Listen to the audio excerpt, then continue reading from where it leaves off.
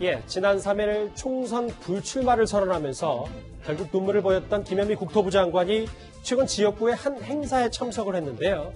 그런데 한 시민의 항의에 부적절한 발언을 해서 논란이 되고 있습니다. 어떤 발언이었는지 화면부터 만나보겠습니다. 네, 김현미님. 네, 고양시 망쳐졌다고요? 안 망쳐졌어요? 네, 안 망쳐졌어요. 고양시 안 망쳐졌어요? 아니에요. 고양시 안 그동안 독립운동 잠깐만요. 그렇죠.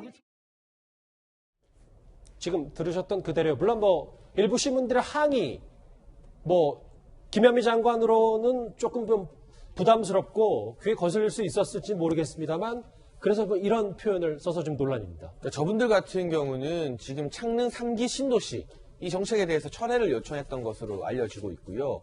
지금 김현미 장관이 지역구가 고향 일산임에도 불구하고 일산 지역이 여러 가지 부동산 정책에서 오히려 불이익을 받았던 것이 아니냐.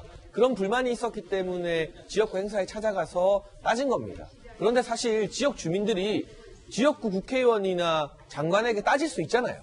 뭔가 마음에 안 들고 정책이 잘못되면 따지고 소통하겠다. 이게 선거철만 되면 국회의원들이 맨날 하는 이야기 아닙니까? 예. 그런데 보시는 것처럼 좀 웃음기를 머금은 얼굴로 일산 안 망쳐졌다, 고향이 안 망쳐졌다 이렇게 말을 하고 나중에는 그동안 동네물이 많이 나빠졌네라는 발언을 한 것은 어쨌든 본인의 지역구 주민들이고 앞으로도 국토교통부 장관으로서 정책 과정에서 그 정책의 혜택이나 또는 불이익을 감수해야 되는 국민들에게 어떻게 물이 나빠졌다는 말을 쓸 수 있는 것인가.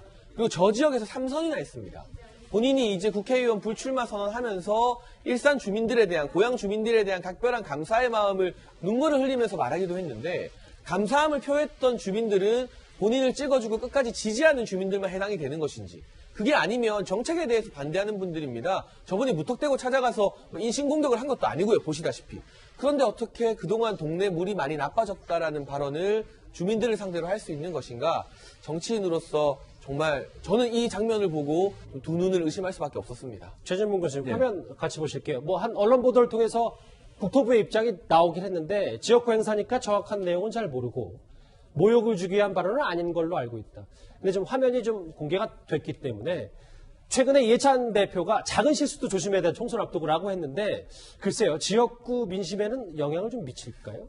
미칠 가능성이 있죠. 어쨌든 저런 발언 자체는 하지 않아야 되죠. 지역구 주민들 중에 본인에게 좀 불만이 있더라도 그런 부분들은 국회의원이 다 수용하고 또 받아들이지 않아도 본인의 생각이라 하더라도 저런 말이 밖으로 나오는 순간 이건 총선에 영향을 미칠 수밖에 없어요. 그래서 제가 볼 때는 김현미 장관이 물론 본인에 대해서 비판적 입장을 취하는 사람이 개인적인 감정적으로 기분이 나빴을 수는 있지만 그럼에도 불구하고 공식석장에서 저렇게 얘기하는 것은 부적절해요. 그리고 저게 저렇게 공개가 되니까 또 지역 주민들 입장에서는 민주당이나 아니면 본인의 지역구에서 여당에 대한 지지율이 떨어질 수 있는 요소로 작용할 수 있잖아요. 그래서 저는 출마하시는 분들이나 당에 관계된 분이나 정부에 있는 분들이 말을 조심하셔야 돼요. 한마디를 하더라도 그 한마디가 전체적으로 부메랑이 돼서 총선에도 영향을 미칠 수 있다는 사실을 꼭 기억하시고 주의할 말에 조심을 해야 될 시기가 됐다 이렇게 생각이 됩니다. 이현정 의원님 짧게 질문 하나 보태면 일산 지역구에 고민정 대변인이 나갈 가능성도 있는 거 아닙니까? 그렇죠. 지금 이제 아마 오늘 내일 중으로 결정을 할 것 같은데요. 왜냐하면 지금 이번에 여성 중진 의원들 4명이 다 이제 장관으로 가면서 사실 민주당에 여성 의원들이 거의 없어진 그런 상황이 됐어요. 예.